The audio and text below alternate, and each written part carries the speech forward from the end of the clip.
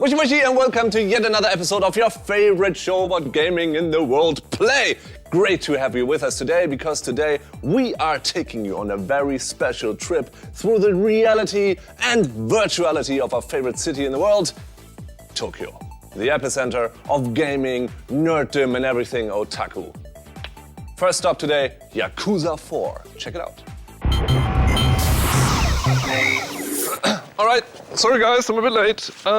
So as I just said before, right now we're gonna travel to Yakuza 4, but of course not in the real world, because that would be much too real. Here's our virtual travel studio. Let's travel to virtual Tokyo. Yahoo! That's not it, obviously. What? Oh, come on guys, that's for later, that's private. Ah, that's it. Nice, come on. And quite a sight it is! Famous for its accurate depiction of Tokyo, Yakuza is one of Japan's most successful gaming series. As the best-selling installment to date, we chose to take an extensive look at Part 4, exploring every nook and cranny of the capital's nightlife. But is it really as good as they say? You know, I made the same stupid mistake that every virtual traveler makes once in his life. I brought a real map to virtual Tokyo. Stupid, but strangely enough, it still works. All the streets are there. It's quite amazing. So now where's the Godzilla Museum? All right then. Knowing your way around the city actually comes in pretty handy. Split into 4 playable characters, the game forces you to free roam the streets of Tokyo. There you can talk to people and complete various missions to advance the plot, visiting some brand new underground passages and rooftops in the process. What's really amazing is the attention to detail that went into the game. Chock full of familiar landmarks, shops and real-life brands, the virtual world feels very vibrant and realistic. Since it's still a video game though, certain details have been greatly exaggerated. While the crime rates in real Tokyo are surprisingly low, it's quite a different story in Yakuza 4, as the name kind of suggests. Here you have to be really careful not to get into trouble.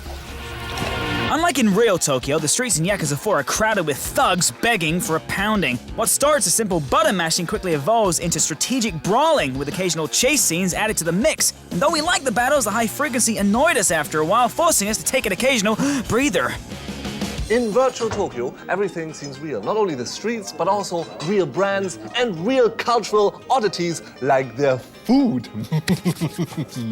Yes, Pawn, you didn't see that coming, eh? Predict this. If you're exhausted from fighting, thankfully there are lots of mini-games at your disposal, ranging from the classic diversions to a very strange kind of table tennis. Unlike in the last installment, Sega left the nightlife portion of Yakuza 4 intact, including all of the fan-favorite hostess clubs. Missing now is only a little Japanese quiz, but we didn't really mind. After playing through the entirety of Yakuza 4, we can't help but be really impressed with the game. Even though it tends to get a bit wordy and repetitive, the tight plot sucked us right in and made for an exciting and almost lifelike trip to Tokyo. Well done. I really would have loved to stay longer, but unfortunately I gambled all my money away on virtual pachinko, so I guess, yeah, I can't afford virtual Tokyo anymore.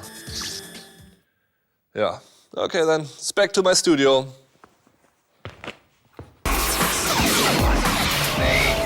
In my endless travels across the dark underworld of Tokyo, I came across quite a few beautiful, strange and weird games that I've never ever heard of before, and I'm sure you haven't either. And you know why? You know why? Because they never came out anywhere else but in Japan. We never heard of them. It's quite a shame. So I'm really upset about that. So we compiled a list of the 5 games that really should come out outside of Japan. Check them out. Unlike most strategic RPGs, Front Mission doesn't take place in a land far, far away, but instead in an alternate version of our own history.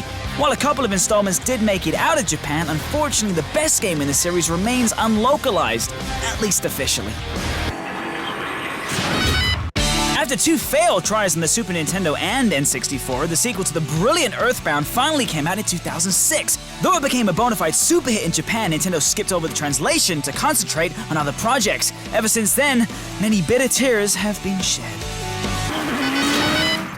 Another lost gem from Japan comes in the form of Police Knots. Developed by none other than Hideo Kojima, this graphic adventure takes the characters from Lethal Weapon and puts them in space. The result is a suspenseful thriller full of twists and turns, keeping you steadily on the edge of your seat. Now, come on Hideo, give us a remake, huh?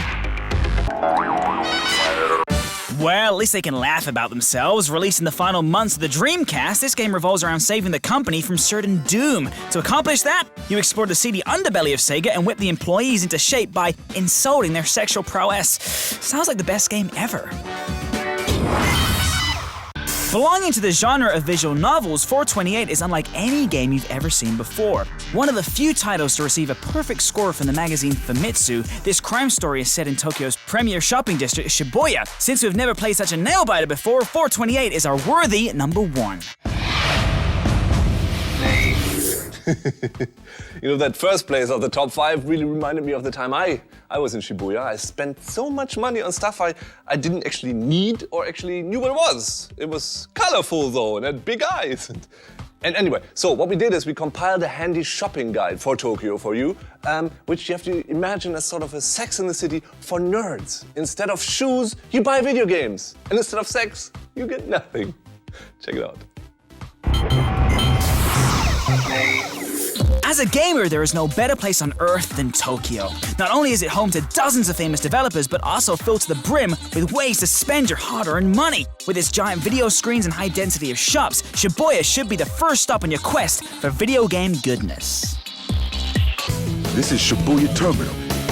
Since Shibuya is also a cultural hotspot, it's no surprise that the district made its way into several video games. And even if you've never been there in person, there's still a good chance you visited before. Once you're done in Shibuya, there's another place in Tokyo you don't want to miss, especially if you're into classic games. For just a few hundred yen, you can easily travel to the northeastern part of town, straight to Akihabara.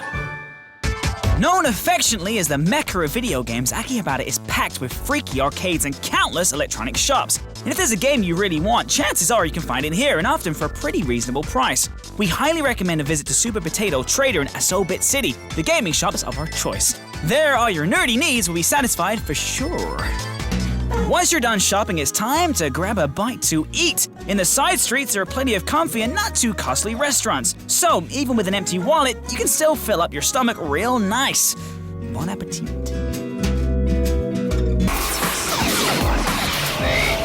All good things, they must come to an end.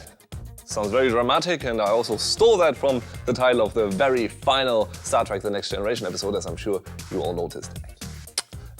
Yeah, done now for today. Thanks for watching. New episodes of Play every Monday on redbull.com/TV and earlier episodes on demand on redbull.com/play. And because you and I, we had such a special time together today, let me just take a picture as a souvenir, okay? Say cheese!